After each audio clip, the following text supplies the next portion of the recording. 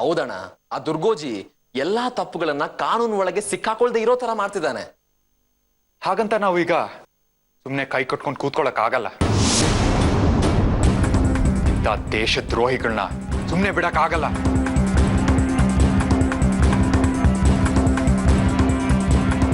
ನಾವೊಬ್ರು ನೆಟ್ಟಿಗಿದ್ರೆ ದೇಶ ನೆಟ್ಟಿಗಿರತ್ತೆ ಅಂತ ನಂಬಿದವನ್ ನಾನು.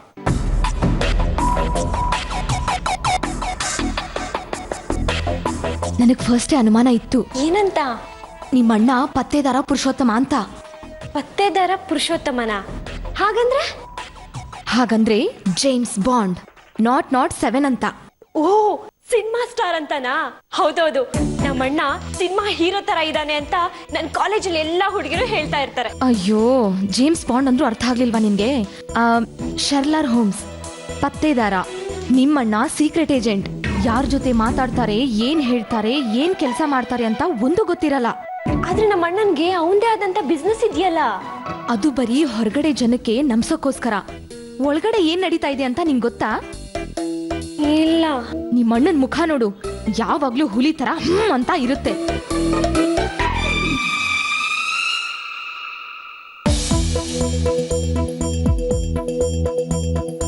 ಆ ಬಾಡಿ ನೋಡು, 6 ಪ್ಯಾಕ್ಸ್ 8 ಪ್ಯಾಕ್ಸ್.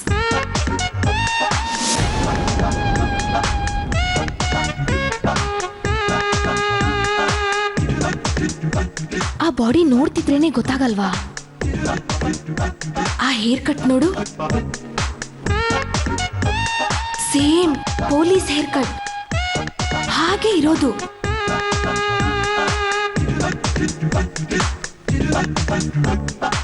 ನೋಡ್ದ್ಯಾ? ಮನುಷ್ಯರನ್ನ ನೋಡ್ತಿದ್ದಂಗೆ ಅವ್ರು ಏನ್ ಕೆಲಸ ಮಾಡ್ಕೊಂಡಿದ್ದಾರೆ ಅಂತ ಎಲ್ಲ ಅರ್ಥ ಆಗ್ಬಿಡುತ್ತೆ ನಂಗೆ. ಅಯ್ಯೋ, ನಾನೊಬ್ಳು ದಡ್ಡಿ, ನನ್ಗೇನೂ ಅರ್ಥ ಆಗಲ್ಲ. ಹೌದು, ಒಂದ್ ಕೆಲಸ ಮಾಡು. ಮೊದಲು ಒಂದು ಹೊಸ ಸಿಮ್ ತಗೋ. ಈ ವಿಷಯಗಳ ಬಗ್ಗೆ ನಾನು ಮಾತಾಡಿದ್ಯಾ ಅಂತ ಎಲ್ಲೂ ರೆಕಾರ್ಡ್ ಆಗ್ಬಾರ್ದು. ಅಂದ್ರೆ ಸಿಮ್ ನನ್ನ ಹೆಸರಲ್ಲಿ ಇರಬಾರ್ದು ಅಂತ ಹೇಳ್ತಿದ್ಯಾ ತಾನೆ? ಎಕ್ಸಾಕ್ಟ್ಲಿ. ಬೇರೆ ಯಾರ್ದಾದ್ರೂ ಹೆಸರಲ್ಲಿ ಬೇರೆ ಒಂದು ಸಿಮ್ ಅಲ್ಲಿ ನನ್ನ ಹತ್ರ ಮಾತಾಡು. ಯಾಕಂದ್ರೆ ನಂಗೆ ಅನ್ಸೋ ಪ್ರಕಾರ ಅವನು ನಮ್ಮನ್ನ ತುಂಬಾ ಸ್ಟ್ರಾಂಗ್ ಆಗಿ ಅಬ್ಸರ್ವ್ ಮಾಡ್ತಾ ಇದ್ದಾನೆ.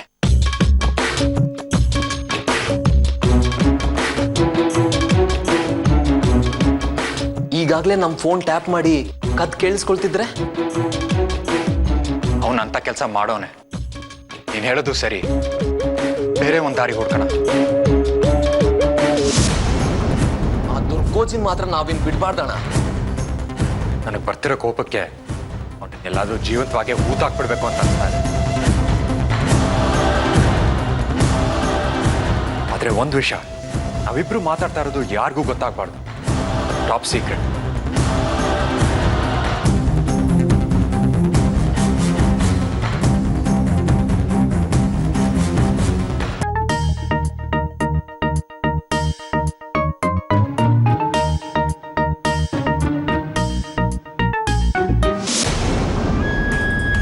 ಸತ್ಯ, ಹೇಮಾ, ಸತ್ಯ, ಹೇಮಾ. ಓ, ಬನ್ನಿ. ಚೆನ್ನಾಗಿದ್ದೀರಾ? ಚೆನ್ನಾಗಿದ್ದೀನಿ. ಏನು ಮನೆ ತುಂಬಾ ಸೈಲೆಂಟ್ ಆಗಿದೆ? ಮನೇಲಿ ಯಾರು ಇಲ್ವಾ? ನಮ್ಮ ಸತ್ಯವತಿಯಲ್ಲಿ? ಸತ್ಯವತಿ ಅತ್ತಿಗೆ ಪರಿಚಯದ ಮನೆ ಮಗು ನಾಮಕರಣಕ್ಕೆ ಹೋಗಿದ್ದಾರೆ. ನಾನು ಈಗ ಅಲ್ಲಿಗೆ ಹೊರಟಿದ್ದೆ. ಸತ್ಯ, ಒಳ್ಳೇದಾಯ್ತು ಬಿಡಿ. ಸತ್ಯವತಿ ಮನೇಲಿ ಇಲ್ವಲ್ಲ? ಅದೇನೋ ಗೊತ್ತಿಲ್ಲ ರೀ, ನಿಮ್ಮ ಸತ್ಯವತಿ ಹತ್ರ ನನ್ನ ಯಾವುದೇ ಪ್ರಶ್ನೆಗಳಿಗೂ ಉತ್ತರನೇ ಸಿಗಲ್ಲ. ಅದೇ ನಿಮ್ಮ ಹತ್ರ ನೋಡಿ, ಏನ್ ಬೇಕಿದ್ರೂ ವಿಷಯ ಹೊರಗೆ ತೆಗಿಬೋದು. ಕೇಳಿ, ಏನ್ ಬೇಕಾದ್ರೂ ಕೇಳಿ, ಹೇಳ್ತೀನಿ. ತಲೆ ಹೊಡೆದ್ರು ಇವಳು ಸುಳ್ಳು ಹೇಳಲ್ಲ ಅಂತ ನಮ್ಮ ಮನೇಲಿ ಎಲ್ರು ನನ್ನ ವಿಷಯಕ್ಕೆ ತಲೆ ಚಚ್ಕೊಳ್ತಾ ಇರ್ತಾರೆ. ನಿಮ್ಮ ವಂಶದಲ್ಲಿ ಯಾರಿಗಾದ್ರೂ ಎರಡೆರಡು ಸಂಸಾರಗಳಿವ್ಯಾ? ನಿಮ್ ತಂದೆ, ತಾತ, ಸೋದರ ಮಾವ ಹೀಗೆ? ನಮ್ಮ ಫ್ಯಾಮಿಲಿನಲ್ಲಿ ಯಾರಿಗೆ 2 ಸಂಸಾರ ಇದೆ? 2 ಸಂಸಾರ ಅಂದ್ರೆ ಪ್ರಾಪರ್ಟಿ ಬಗ್ಗೆ ಜಗಳ ಶುರು ಅಂತಾನೆ ಅರ್ಥ. ಕೈಗೆ ಬಂದ್ ತುತ್ತು ಬಾಯಿಗೆ ಬರಲ್ಲ. ನೀವ್ ಯಾರ ಬಗ್ಗೆ ಮಾತಾಡ್ತಾ ಇದ್ದೀರಾ? ಅಪ್ಪ ಅಮ್ಮನ ಆಸ್ತಿ ಮಕ್ಳಿಗೆ ತಾನೇ ಬರ್ಬೇಕು. ಹೌದು, ಬೇರೆ ಮಕ್ಳಿಗೆ ಬರ್ಬಾರ್ದು ಅಲ್ವಾ? ನಮ್ಮನೇಲಿ ಬೇರೆ ಮಕ್ಳು ಯಾರಿದ್ದಾರೆ? ನೀವ್ ಹೆಸರು ಹೇಳಿ, ಅವ್ರು ಯಾರ ಮಕ್ಳು ಅಂತ ಹೇಳ್ತೀನಿ. ಅರ್ಥ ಆಯ್ತು, ನೀವು ಜಾನ್ವಿ ವಿಷಯ ತಾನೇ ಮಾತಾಡ್ತಾ ಇರೋದು? ಮುಂದೆ ಅದು ಒಂದು ಗ್ರಾಚಾರ ಇದ್ದೇ ಇದೆ. ನೀವ್ಯಾಕೆ ಈ ವಿಷಯನೆಲ್ಲ ನನ್ನನ್ನು ಕೇಳ್ತಾ ಇದ್ದೀರಾ?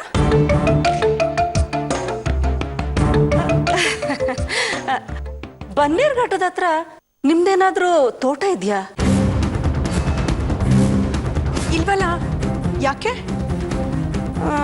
ನನಗೆ ವಿಷಯ ಬಂದಿರೋ ಪ್ರಕಾರ ವಿಜಯರಾಜ್ ಅನ್ನೋರ್ಗೆ ಸಂಬಂಧಪಟ್ಟಿರೋ ಹಾಗೆ ಬನ್ನೇರ್ಘಟ್ಟ ರೋಡಲ್ಲಿ ಒಂದು ಜಮೀನಿದೆಯಂತೆ.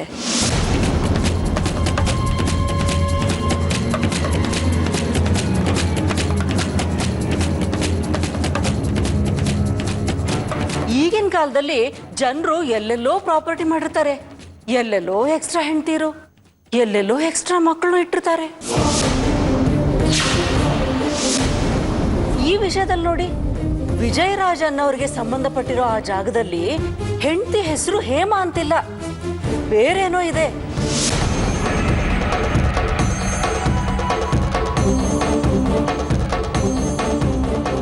ಸರಿಯಾದ ಫ್ಯಾಮಿಲಿನಲ್ಲಿ ಮಕ್ಕಳ ಲೆಕ್ಕ ಸರಿಯಾಗಿ ಇಡದೆ ಹೋದ್ರೆ ಮುಂದೆ ಇದೇ ಪ್ರಾಪರ್ಟಿಗೋಸ್ಕರ ಮಕ್ಕಳು ಜಗಳಾಡಿ ಕೋರ್ಟ್ಗೆ ಹೋಗ್ತಾರೆ. ಅದಕ್ಕೆ ನಿಮ್ಮ ಮಕ್ಕಳ ಹೆಸರಲ್ಲಿ ಏನೇನ್ ಬಂದೋಬಸ್ತ್ ಮಾಡಿದಿರಿ ಅನ್ನೋದನ್ನ ತಿಳ್ಕೊಳ್ಳೋಣ ಅಂತ ಬಂದೆ ಅಷ್ಟೇಪ್ಪ. ನಿಮ್ಮ ಹುಡುಗನಿಗೆ ನಮ್ಮ ಹುಡುಗಿನ ತಂದ್ಕೋಬೇಕು ಅಂದ್ರೆ ಹುಡುಗಿ ಬಗ್ಗೆ ಮಾತ್ರ ಮಾತಾಡಿ, ಅದು ಬಿಟ್ಟು ಬೇರೆ ಎಲ್ಲ ವಿಚಾರ ಯಾಕೆ ಸುಮ್ಮನೆ ಚರ್ಚೆ ಮಾಡ್ತೀರಿ? ಚರ್ಚೆ ಅಲ್ಲ, ಕನ್ಫ್ಯೂಷನ್ ಕ್ಲಿಯರ್ ಮಾಡ್ಕೋತಾ ಇದ್ದೀನಿ ಅಷ್ಟೇ. ಅಷ್ಟೇನಾ? ಹಾಗಾದ್ರೆ ಈಗಲೇ ಒಂದು ಕೆಲಸ ಮಾಡಿ, ನಿಮಗೆ ಶಾಸ್ತ್ರ ಕೇಳೋ ಅಭ್ಯಾಸ ಇದೆಯಾ? ಗಿಣಿ ಶಾಸ್ತ್ರ, ಕಣಿ ಕೇಳೋದು ಎಲ್ಲ ಆಗಿ ಇನ್ನೂ ನಿಮ್ ಕನ್ಫ್ಯೂಷನ್ ಕ್ಲಿಯರ್ ಆಗಿಲ್ಲ ಅಂದ್ರೆ ಎಲ್ಲ ಸಬ್ ರಿಜಿಸ್ಟರ್ ಆಫೀಸ್ಗೂ ಹೋಗಿ ಬನ್ನಿ. ಕರ್ನಾಟಕದಲ್ಲಿರೋ ಎಲ್ಲ ವಿಜಯರಾಜ್ ಅನ್ನೋ ಹೆಸರಿನಲ್ಲಿರೋ ಪ್ರಾಪರ್ಟಿ ಲಿಸ್ಟ್ ಅನ್ನ ಕಲೆಕ್ಟ್ ಮಾಡ್ಕೊಂಡು ಬನ್ನಿ. ನಿಧಾನವಾಗಿ ಕೂತ್ಕೊಂಡು ನನ್ನ ಹೆಸರು, ಹೇಮಾ ಹೆಸರು, ಅಥವಾ ನೀವ್ ಅಂದ್ಕೊಂಡಿರೋ ಹಾಗೆ ಇನ್ಯಾರ್ದಾದ್ರೂ ಹೆಸರಿದೇನೋ ಅಂತ ಒಟ್ಟಿಗೆ ಕೂತ್ಕೊಂಡು ಹುಡ್ಕೋಣ.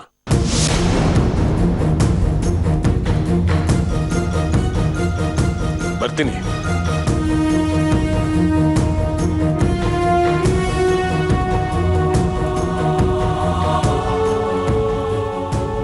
ನಿಮಗೆ ಏನೇ ವಿಷಯ ಬೇಕಾದ್ರೂ ಡೈರೆಕ್ಟ್ ಆಗಿ ನನ್ನ ಹತ್ರ ಮಾತಾಡಿ. ಹೇಮನ ಮಧ್ಯೆ ಯಾವುದಕ್ಕೂ ತರಬೇಡಿ.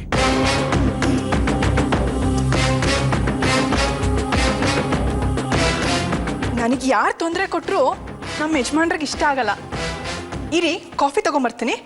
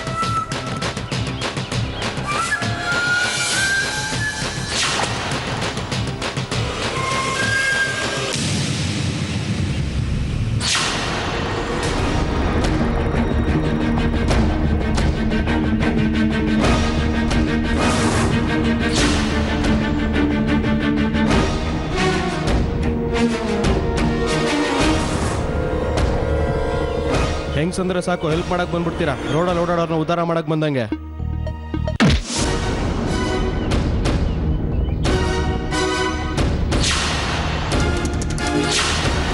ರೋಡಲ್ಲಿ ಹೋಗೋರು ಯಾರೋ ಅಲ್ಲ ಕಣ ಅವರು. ಅವರು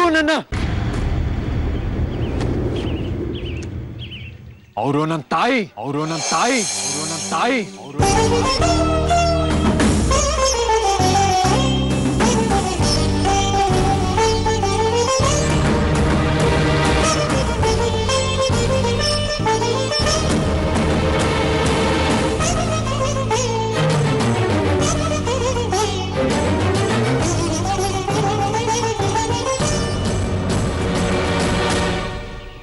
ಸಾತ್ವಿಕ್, ನೀನಾ?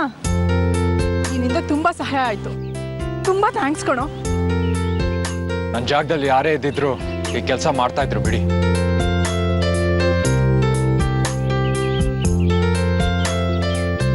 ಆದ್ರೆ ದೇವ್ರಿಗೆ ನೀನ್ ನನಗ್ ಸಹಾಯ ಮಾಡ್ಬೇಕು ಅನ್ನೋ ಮನ್ಸಿತ್ತು ಅನ್ಸುತ್ತೆ. ಅದಕ್ಕೆ ನಿನ್ನಿಂದ ಸಹಾಯ ಆಗೋಗ್ ಮಾಡಿದ್ದಾನೆ. ಎಲ್ಲ ಅಪ್ಪನ ತರನೇ ನೋಡು. ಕಷ್ಟ ಅಂದ್ರೆ ಸಾಕು, ಸಹಾಯಕ್ಕೆ ಬರ್ತೀಯ.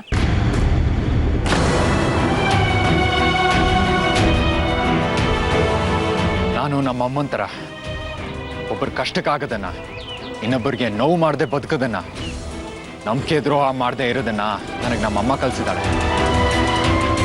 ಆದ್ರೆ ಹೇಗ್ ಬದುಕ್ಬೇಕು, ಹೇಗ್ ಮಾತಾಡ್ಬೇಕು ಅನ್ನೋದನ್ನ ನಂಗೆ ಯಾರು ಹೇಳ್ಕೊಟ್ಟಿಲ್ಲ ಸಾತ್ವಿಕ್. ಅಣ್ಣ ಹೇಗೆ ಹೇಳ್ತಾನೋ ಹಾಗೆ ಕೇಳ್ತೀನಿ. ಅವ್ನು ಹೇಳಿದ್ ಸರಿನೋ ತಪ್ಪೋ ಅದು ಗೊತ್ತಾಗಲ್ಲ.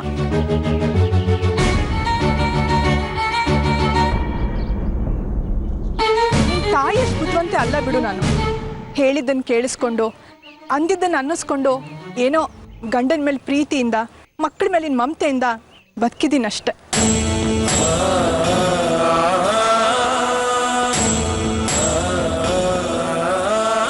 ನಿನ್ನ ನೋಡಿದ್ರೆ ಸಂಜುನೇ ನೆನಪಾಗ್ತಾನೆ. ಹೀಗೆ ಎಲ್ಲಾದರೂ ಹೊರಗಡೆ ಮತ್ತೆ ಸಿಗ್ತೀಯಾ ನೀನು? ಪರಿಚಯ ಇಲ್ಲದೆ ಇರೋರ ಹತ್ರ, ಸಂಬಂಧ ಇಲ್ಲದೆ ಇರೋರ ಹತ್ರ ನನಗೆ ಯಾವ ಕೆಲಸನೂ ಇಲ್ಲ. ಹಾಗಾದ್ರೆ ಆ ಕಳ್ಳನ ಹತ್ರ ನನ್ನ ತಾಯಿ ಎಂದೆ?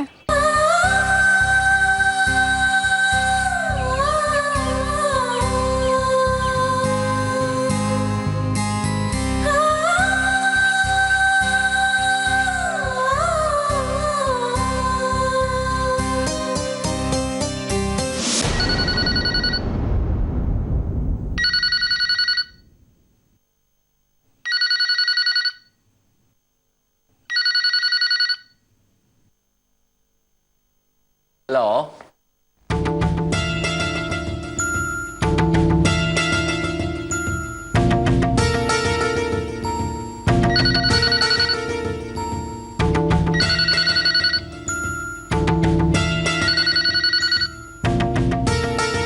ಹಲೋ ಹೇಳಿ. ಯಾರೋ ಮೆಂಟ್ಲಿ ಇರ್ಬೇಕು.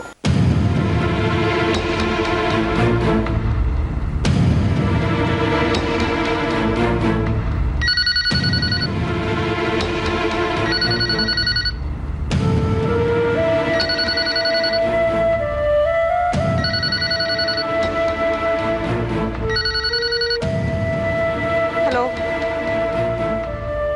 ಹಲೋ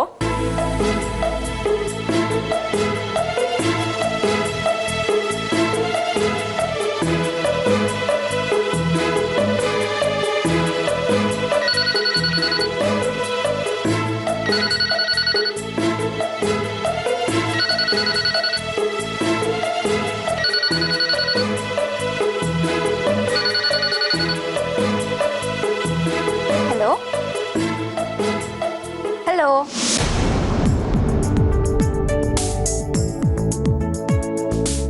ಯಾರು ಮಾತಾಡ್ತಿರೋದು? ಇದು ವಿಜಯರಾಜ್ ಅವ್ರ ಮನೆನಾ? ಹೌದು.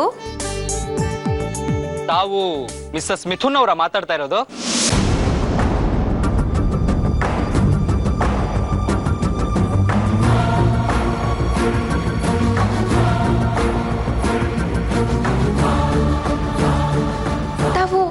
ತಾವ್ ಯಾರು ಮಾತಾಡ್ತಿರೋದು? ನಿಮಗೆ ಯಾರು ಬೇಕು? ಆದ್ರೆ ನೀವು ತ್ರಿವೇಣಿ ಅವ್ರು ತಾನೇ ಮಾತಾಡ್ತಿರೋದು? ಹೌದು, ನಾನು ತ್ರಿವೇಣಿನೇ ಮಾತಾಡ್ತಿರೋದು. ನೀವ್ ಯಾರು ಮಾತಾಡ್ತಿರೋದು ಹೇಳಿ? ಮಿಸ್ಟರ್ ಮಿಥುನ್ ಮಾತಾಡ್ತಿರೋದು.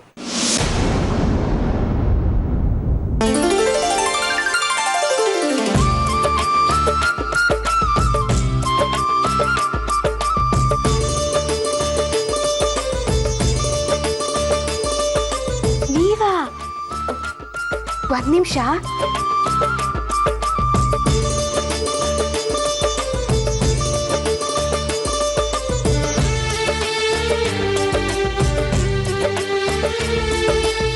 ಹಲೋ, ನೀವಾ? ನಿನ್ ಮಿಥುನ್ ಅಲ್ಲ. ನಿಮ್ಮನ್ನ ಬಲೆ ಹಾಕಿ ಹಿಡಿಬೇಕಾದ್ರೆ ಬೆಳಿಗ್ಗೆಯಿಂದ ನಾನು ಎಷ್ಟು ಕಷ್ಟಪಟ್ಟಿದ್ದೀನಿ ಅಂತ ನಿಮ್ಗೇನಾದ್ರೂ ಗೊತ್ತಾ ತ್ರಿವೇಣಿ? ಬೆಳಿಗ್ಗೆಯಿಂದ ಸುಮಾರು 200 ಸಲ ಫೋನ್ ಮಾಡಿದ್ದೀನಿ. ಬೆಳಿಗ್ಗೆಯಿಂದ ಕಾಲ್ ಮಾಡ್ತಿದ್ದಿದ್ದು ನೀವೇನಾ? ಹೌದಮ್ಮ, ನಾನೇ ನಿನ್ ಮಿಥುನ್. ಅಷ್ಟೊತ್ತಿಂದ ನಿಮ್ಮನೆ ಲ್ಯಾಂಡ್ಲೈನ್ ಫೋನ್ ಮಾಡಿ ಕಟ್ ಮಾಡ್ತಾ ಇದ್ದಿದ್ದು ನಾನೇ. ಆದ್ರೆ ನಿಮ್ಮನೇಲಿ ನಿನ್ನನ್ನ ಬಿಟ್ಟು ಯಾರ್ಯಾರೋ ಬಂದು ಕಾಲ್ ಅಟೆಂಡ್ ಮಾಡ್ತಾ ಇದ್ರು. ನನ್ನ ಹೃದಯದೊಳಗಡೆ ಬಚ್ಚಿಟ್ಕೊಂಡಿರೋ ಮುತ್ತಿನಂತ ಬೆಲೆ ಬಾಳ ಮಾತುಗಳನ್ನ ನಿಮ್ಗೆ ಹೇಳ್ಕೊಳ್ಬೇಕು. ಇದನ್ನ ಯಾರು ಕೇಳಬಾರ್ದು ಅಲ್ವಾ?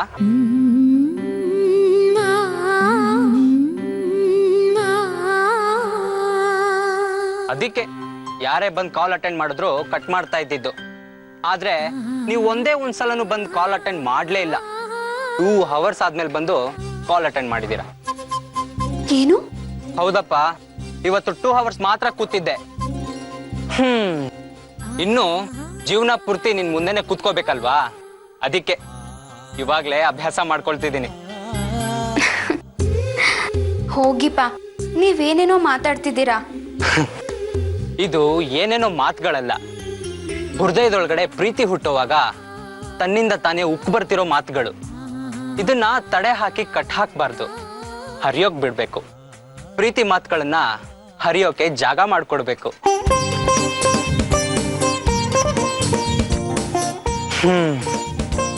ನನ್ನ ಹೃದಯದಲ್ಲೂ ಪ್ರೀತಿ ನದಿ ಹುಟ್ಟಿ ಈಗ ತಾನೇ ಜೀವ ಕಳೆ ಪಡೆದು ಉತ್ಸಾಹದಿಂದ ಹರಿಯಕ್ ಹೊರಟಿದೆ. ತ್ರಿವೇಣಿ, ಈಗ ನಾನು ನಿಮ್ಮನ್ನು ಪ್ರೀತಿಸಬಹುದಾ? ಏನು? ನಾನು ನಿಮ್ಮನ್ನ ಪ್ರೀತಿಸಬಹುದಾ? ನನಗ್ ಗೊತ್ತಿಲ್ಲಪ್ಪ. ಹೆಂಡತಿ ಆಗೋಳ ಹತ್ರ ಮಾತಾಡೋ ವಿಷಯನ ಹೆಂಡತಿ ಹತ್ರನೇ ಮಾತಾಡ್ಬೇಕು ಅಲ್ವಾ? ಅದೇನೋ ನನಗ್ ಗೊತ್ತಿಲ್ಲಪ್ಪ. ನೀವು ಮನೆಗ್ ಬಂದ್ ಮಾತಾಡಿ. ನಾನು ನಿಮ್ ಹತ್ರ ತುಂಬಾ ಹೊತ್ತಿಂದ ಫೋನಲ್ಲಿ ಮಾತಾಡ್ತಿದ್ದೀನಿ. ನಮ್ಮನೇಲೆಲ್ಲ ತುಂಬಾ ಹೊತ್ತು ಫೋನಲ್ಲಿ ಈ ತರ ಮಾತಾಡ್ತಿದ್ರೆ ನಮ್ಮ ಅಜ್ಜಿ ಬೈತಾರೆ. ನಾನು ಫೋನ್ ಇಡ್ತೀನಿ. ಏಯ್, 1 ನಿಮಿಷ ಫೋನ್ ಇಡ್ಬೇಡ. ನಾನು ನನ್ನ ಹೃದಯದೊಳಗಿರೋ ಪ್ರೀತಿನ ನಿಂಗೆ ತೋರಿಸ್ಬೇಕಲ್ವಾ? ನನ್ನ ಮಾತು ಕೇಳು. ಸರಿ, ಮನೆಗ್ ಬಂದ್ ಮಾತಾಡಿ.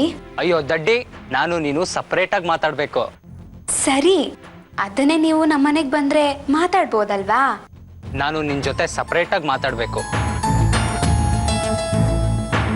ನೋಡು, ಇವತ್ತು ನಾನು ನಿನ್ ಮೀಟ್ ಮಾಡಿ ನನ್ನ ಮನಸ್ಸಲ್ಲಿರೋ ಭಾವನೆಗಳನ್ನ ನಿನ್ ಜೊತೆ ಹಂಚ್ಕೋಬೇಕು.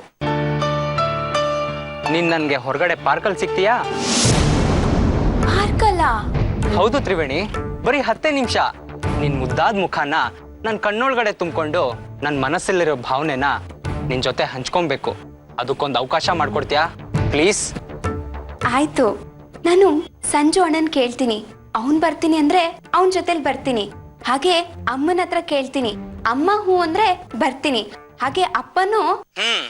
ಜೊತೆಗೆ ನಿಮ್ಮ ಅಜ್ಜಿ ನಂದಿನಿ, ನಿಮ್ಮ ಅತ್ತೆ ಮಾವ, ಅಕ್ಕಪಕ್ಕದ ಮನೆಯವರು, ನಿಮ್ ಸ್ನೇಹಿತರು, ನಿಮ್ಮೂರಿನ MP, MLA, ಚೀಫ್ ಮಿನಿಸ್ಟ್ರು ಅವ್ರನ್ನೆಲ್ಲಾರನು ಕೇಳಿ ಪರ್ಮಿಷನ್ ತಗೊಂಡು ಅವರು ಬರ್ತಾರೆ ಅಂದ್ರೆ ಜೊತೆಲಿ ಕರ್ಕೊಂಡ್ ಬಾ, ಆಯ್ತಾ?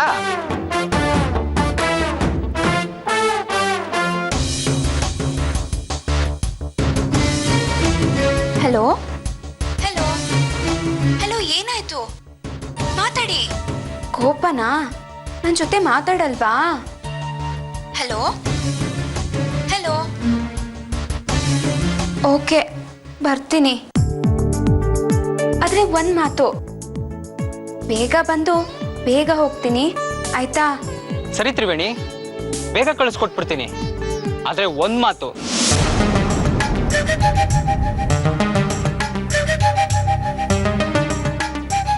ನಾನು ಹೇಳಿದಕ್ಕೇನಾದ್ರೂ ನೀನ್ ಇಲ್ಲ ಅಂದ್ರೆ ಅವತ್ತೇ ಕಡೆ ಇನ್ಯಾವತ್ತೂ ನಾನು ನಿನಗೆ ಫೋನ್ ಮಾಡಲ್ಲ. ಬೇಗ ಬಾ.